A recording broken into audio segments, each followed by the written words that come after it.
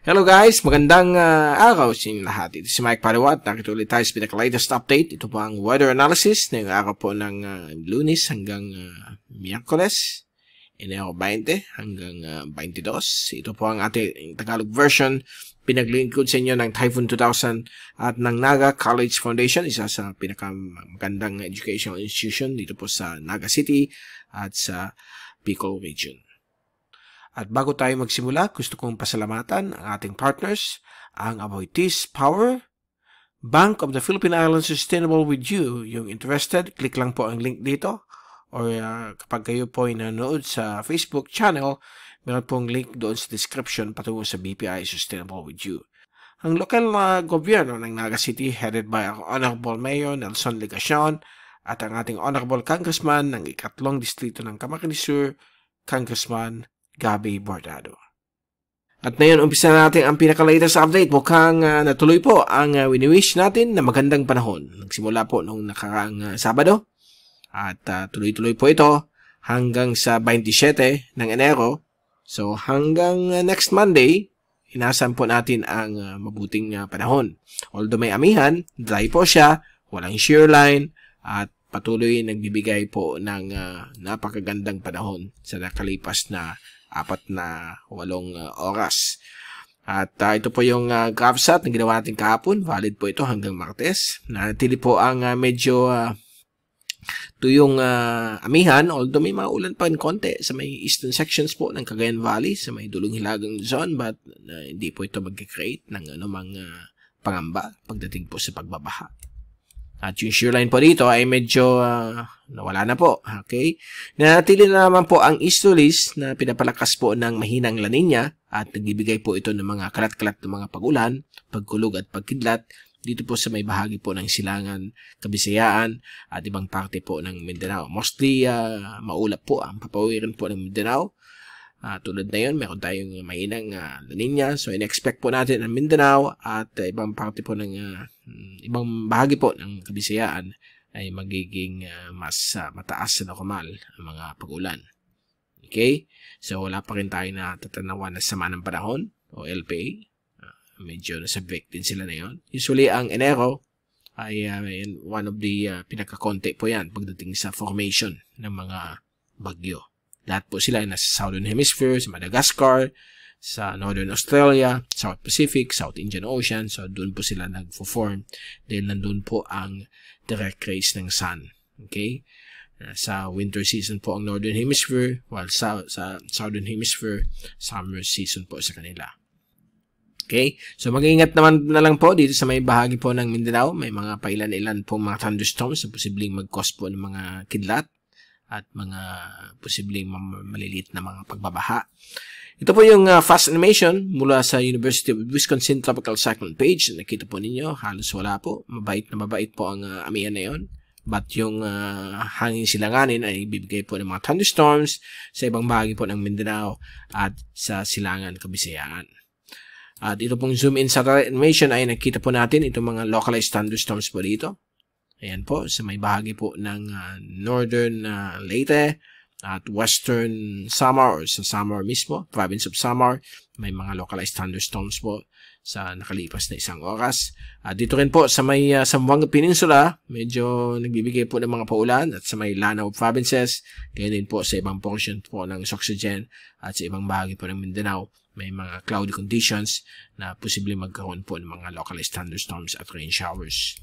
At sa Luzon ay talagang okay na okay ang panahon. Dito sa Naga, Camarines Sur, kita natin na deep blue skies po since kaninang umaga at medyo presko po at medyo hindi masyado mainit ang konting hangin mula sa amihan. So bukas po, sa forecast natin mula sa European model, ito po yung wind forecast at pressure forecast ay nakita po natin na may mahinang amihan po sa may dulong Hilaga at Silangan Luzon. Kasama po dyan ang Bicol Region. Medyo presko po ang ating panahon kahit po napakaganda ng ating weather. At sa darating pong Tuesday hanggang Martes, ito pang mag-shift unti-unti mula sa hangin silanganin. At dito sa Luzon, mukhang tuyong-tuyo pa rin ang panahon. But dito sa may Eastern Visayas at Mindanao, may mga padaan-daan pong mga pag-ulan, pagulog at pagkidlat, lalo po sa hapon o gabi. At sa Friday hanggang sa Sabado ay patuloy pa rin ang ganitong magandang panahon. At kung i-forward natin ang mga forecast hanggang sa next week, which is still mataas ang uncertainty, hindi sigurado, less than 50% of probability, ang pagbabalik po ng amihan ay posibleng maganap na yung darating pong Lunes o next Monday, Enero 27, at mukhang apektado po ang Luzon, kasama po ang Bicol, sa Martes, Enero 28 hanggang 29. Ayan po, pati na rin po ang Mimaropa, may medyo malakas ang hangin at lalamig ng bahagya ulit sa next week. Mula Lunes, Enero 27 hanggang katapusan po ng Enero Huwebes, Enero 30 hanggang Enero 31 o Biyernes, manatili po ang hanging amihan dito po sa may Hilaga at Silangang Luzon, kasama po ang Bicol Region at Mimaropa. Ang good news naman po dito sa amihan na ito ay wala pong pinapakitang malakas na ulan dala ng shearline. So, yung mga maninipis po ng mga drizzles, light rain, ang inaasahan. Hindi naman po siya mag-cause ng mga pagbabaha. Ang medyo babantay lang natin, which is still less than 20% or 0 to 20% probability, baka hindi matuloy or pwede matuloy, so malalaman po natin by next week. Sa darating pong Pebrero 1, Sabado, hanggang Pebrero at least Lunes, ay mukhang meron low pressure area na mukhang mag-form o mabubuo dito po sa may timog kanluran ng Palau. At ito po ay posibleng mag-cause ng threat dito po sa may southern portions ng Mindanao, sa may Soxagen at Davao Oriental o bahagi po ng Davao region. So, may possibility po ang shear line na nandito po. So, ito yung babantayin natin. At hindi pa po ito sure kung ito po ay magiging ganap na bagyo. But mayroon pong posibleng low pressure area na magpo-form sa darating pong unang araw ng Pebrero. But mataas pa po ang uncertainty. So, by next week, malalaman na natin kung matutuloy yan. But so far, okay po ang ating panahon for the next 7 days.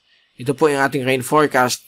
So far, bukas, may mga konting ulan po dito sa may dulong Hilagang Luzon, sa may eastern sections po ng Cagayan Valley. Ang ibang bahagi po, dito lang po sa may eastern Visayas at Mindanao, may mga afternoon or evening rain showers. Ayan po, kinakita po natin sa darating pong Miyerkules, mukhang may mga malalakas po dyan ng mga thunderstorms sa may eastern sections po ng Northern Caraga, Surigao Provinces, Siargao, Dinagat Islands, at dito rin po sa may eastern sections po ng Samar at Leyte. At sa Bicol, may mga showers din pwedeng maganap sa hapon ng gabi dahil meron po tayong mahinang La Nina.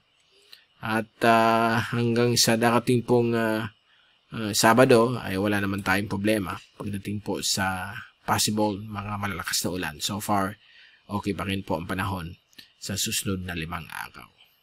Okay, at bago tayong paalam, ito yung latest wave heights sa mga fisherman, yung mangingisda, sa mga sea travelers. Ayan po, bukas, manatili pong light to moderate to at times malaki ang alon dito po sa may kanluran bahagi po Hilaga at sa silangan bahagi po ng Luzon sa may east at west Philippine Sea, pati na dito sa may Bashi at Balintang channels. Ang ibang bahagi po ay maging kalmado hanggang mahina ang paglaki ng alon, katulad dito sa may inland waters ng ating bansa, sa may Sibuyan Sea, Cagayan Gulf, Bohol Sea, Visayan Sea, at sa Sulu Archipelago. So, pagdating po ng Friday, itong alon po sa may East Philippines, sila na po sa Sabado, Enero 25, ay mukhang hihina. Magiging light waves lang po dito, mga roughly mga 1 to 2 meters lang po. At patuloy pa rin na napakaganda po ang alon sa may inland waters po ng ating kapuluan. So, napaka-ayos pagdating sa sea travel at sa mga mangingisda. na pray na magkaroon ng ganitong panahon. So far, hanggang sa darating pong 25, except po sa may East Philippine Sea, ay medyo okay po. But sa East Philippine Sea, sa next Saturday, medyo maging okay naman po ang mga pag-aalon. Okay? So, yan po ang pinaka-latest natin ngayong araw po ng Lunes. At babalik ulit tayo na yung mga darating ilang araw. Most likely, this Wednesday, mag-i-issue ulit tayo ng latest YouTube at Facebook video analysis. At I hope magkaroon kayong napagandang linggo. Ito ulit si Mike Padron magpapaalam. Mag-ingat po tayong lahat. Be #WeatherWiser. At maraming salamat po sa pagpunod nyo sa aking channel. God bless po sa inyo lahat.